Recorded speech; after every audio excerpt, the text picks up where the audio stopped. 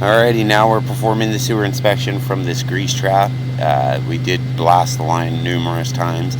Took forever to get the foam of the grease to settle out of the system, so we're going to go ahead and zero out the footage. This is going inbound and we're going to see what's going on. We're only able to make it about 15 feet in, minus the 10 foot down for that drop, so we'll go ahead and see what's going on in there.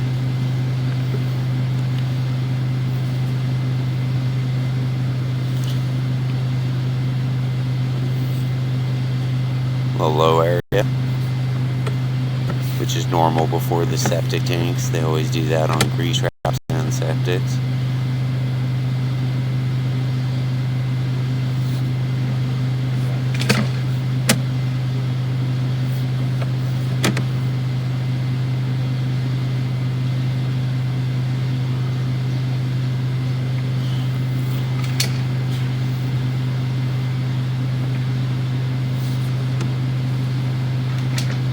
That's dropping into the, so that goes back around and wraps into this line, is what we're doing. So I don't get what they, unless we have a tie-in somewhere on that side, you know what I mean? That looks like an overspill. Yeah.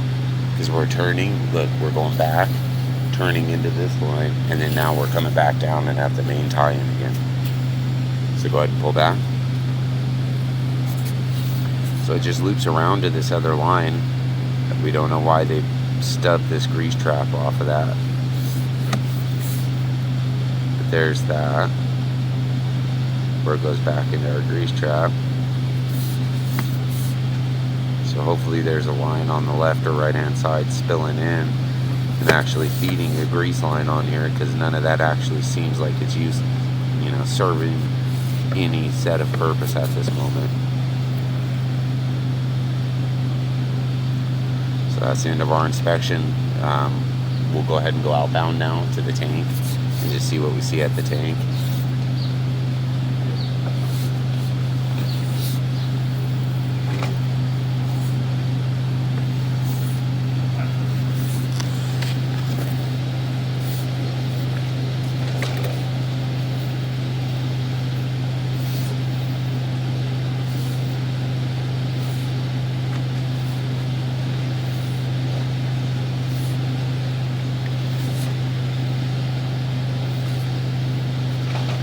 We're figuring all that out now.